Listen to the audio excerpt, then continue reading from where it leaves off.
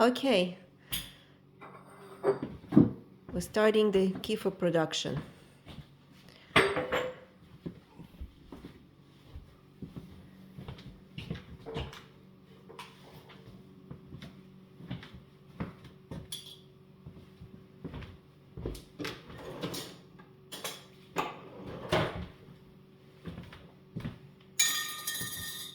Are you recording right now?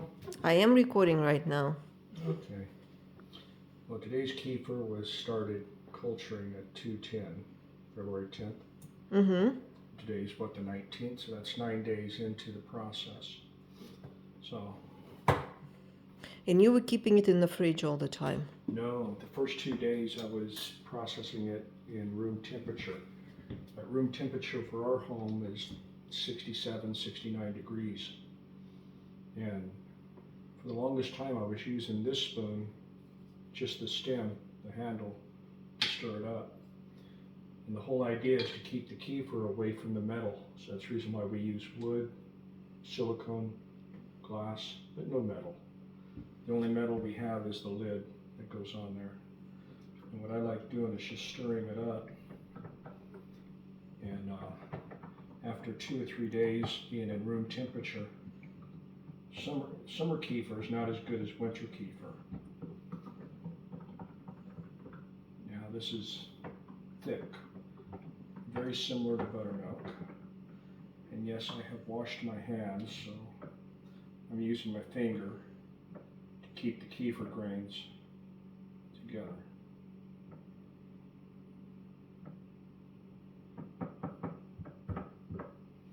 Okay. Now there's a series of filtering. So it depends upon how much you're using, how much you're making, determines what size vessel you're going to filter the kefir into. And these little filters, like this guy here, at the dollar store, I got like 5 of them in one pack. And that's back when the dollar store was a dollar store, not $1.25. So the idea is just to stir it and lift up the kefir so that way the liquid can come down. And that's a familiar sound that I make when I'm filtering the kefir. It kind of forces the liquid out. And you do it your way. I found that this way works very well.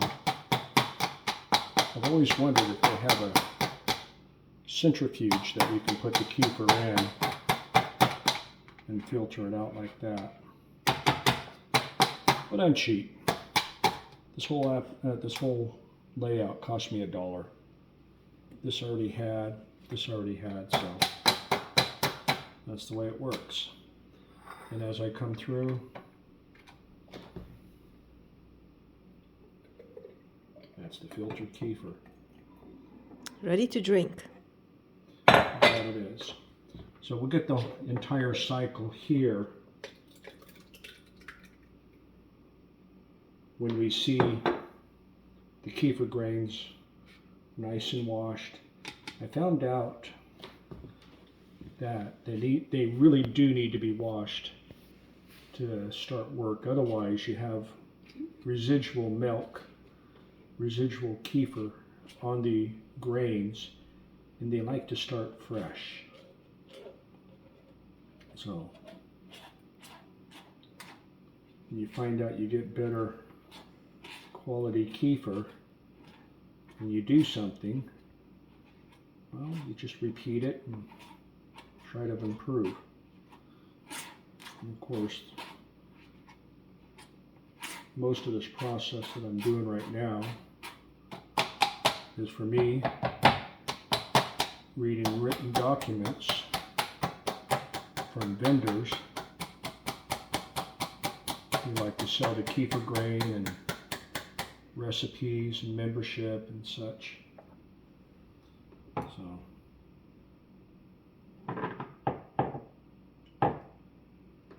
and you notice when I opened up this jar, it had a paper towel cover over it so that way it could breathe. When I'm done with this guy, I'm going to put a plastic cover over it, like saran wrap, and that will allow any gases that comes up, what little it does, to expand and keep it within.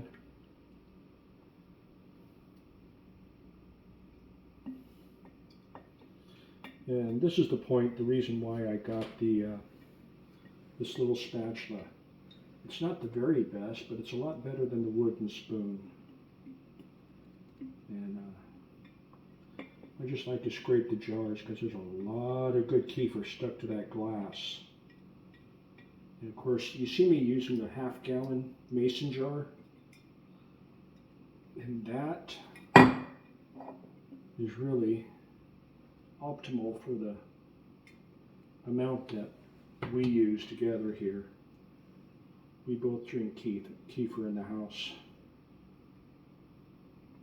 Yeah. When Alex, our son, was in college in Purdue, that's when we started this.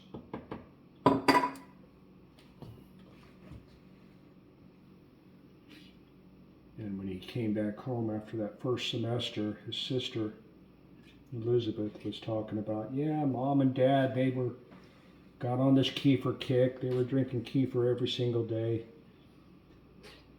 Didn't cause us any harm. It's actually good for you.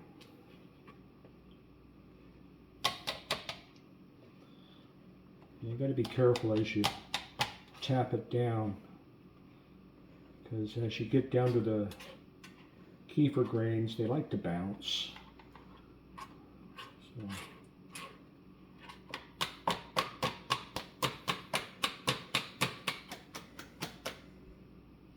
Alright, well, I've got enough here. It may get a little bit messy here, but let's see what we can do about keeping it all in the jar or the cup. Now.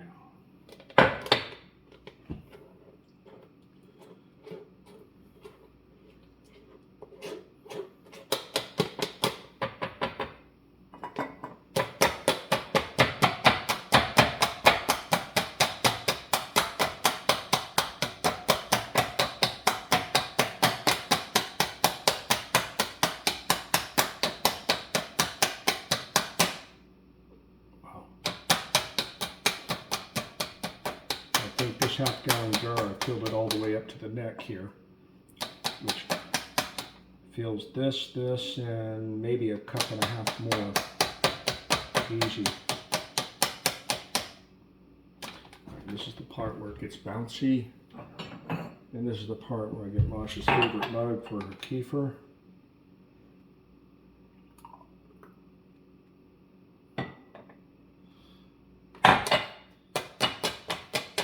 And what's left is mine. And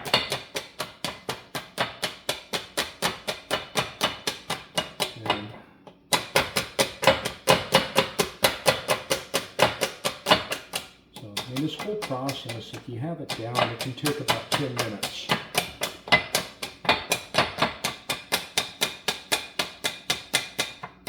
But I've gotten messy before, and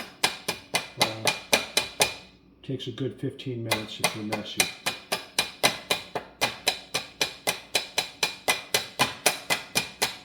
But you don't need a half-gallon. You can do the quart or even just a pint.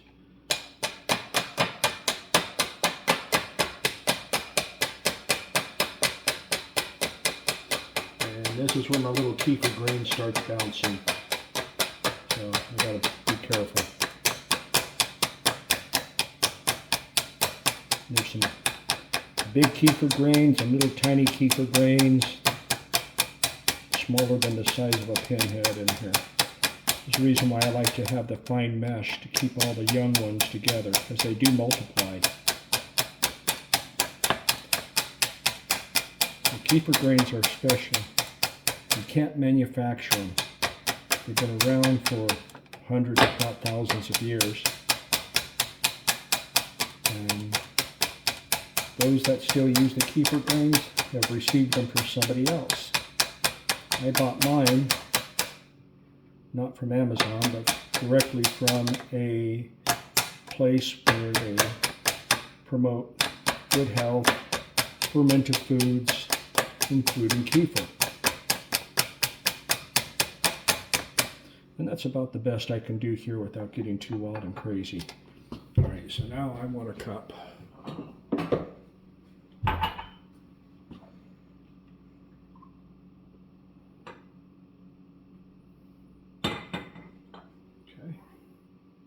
I'm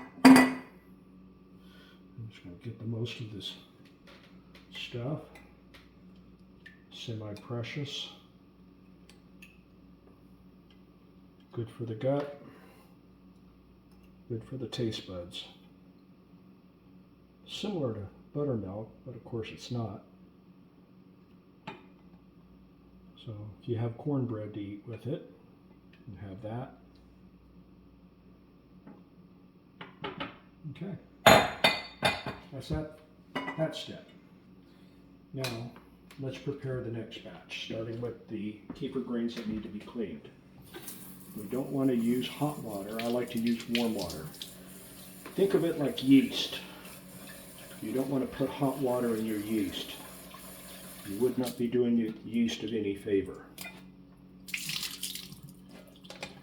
And I know this is city water, but I've got reverse osmosis in this next tap, and that's what I'm going to wash any of the city water stuff. So now, see, it's not also covered with the kefir that it was culturing in. And if I pull this over here, it gives me an opportunity to rinse this.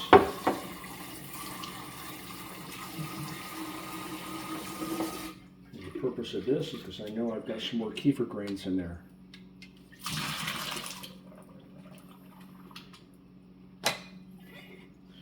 And let's see if we can get a little bit more. I think I got them all. But you know what? It doesn't hurt to comb.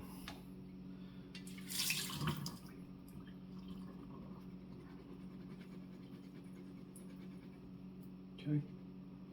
All right, so that's that. Set that to the side. We'll be getting that as we start our new culture. I'm just rinsing out the cup. Now, this is the RO water I'm just rinsing over. It's just good drinking water. All right. Now, I dump them in there, and they go through a little spa. They seem to like it. I pull it out. Now you got all the old kefir off of it, the majority of it. Now they're quite separated. You can see the little ones and the big ones. So you can see it's quite nice. And this amount is much more than I need for a half gallon.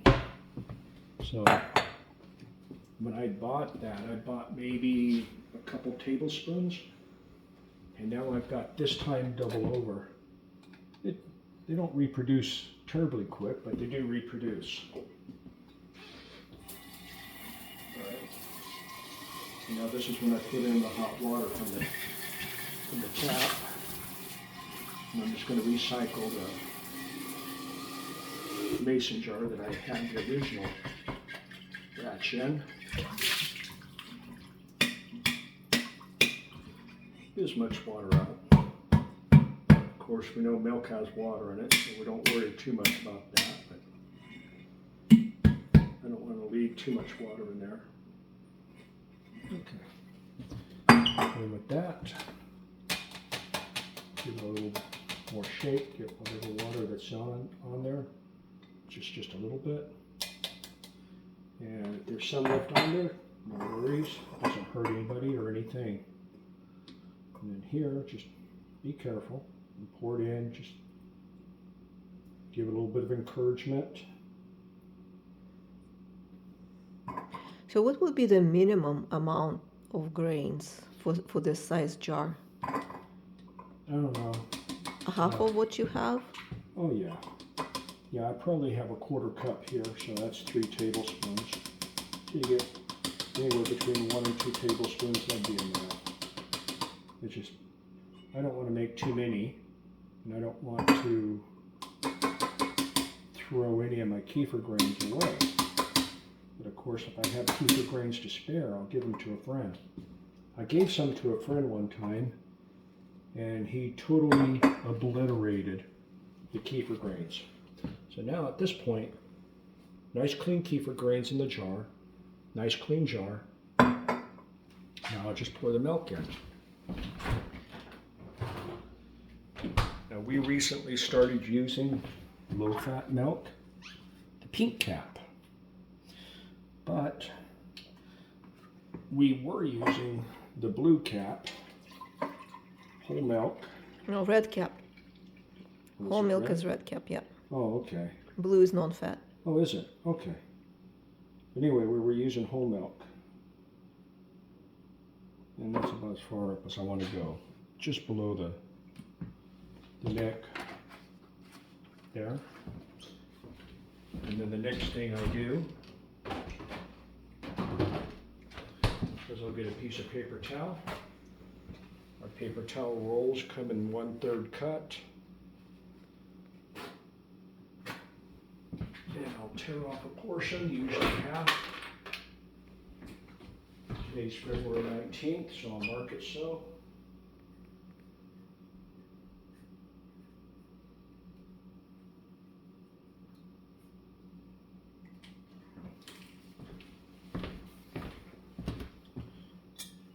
And this is where we get the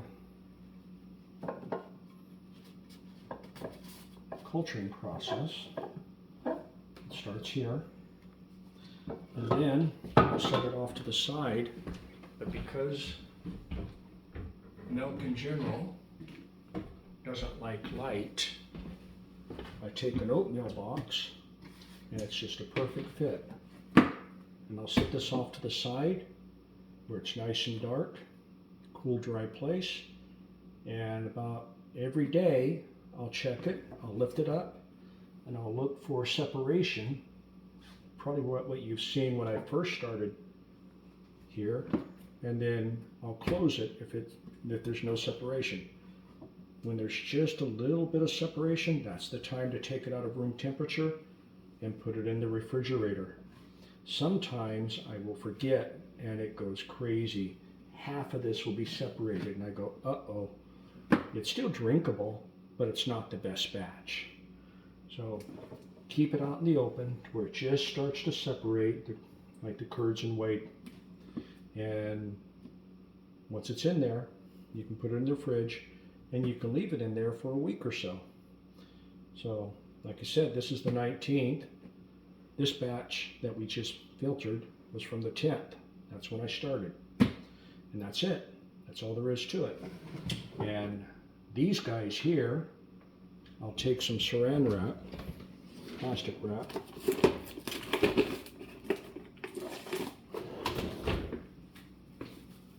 and there's no need to be exact about it.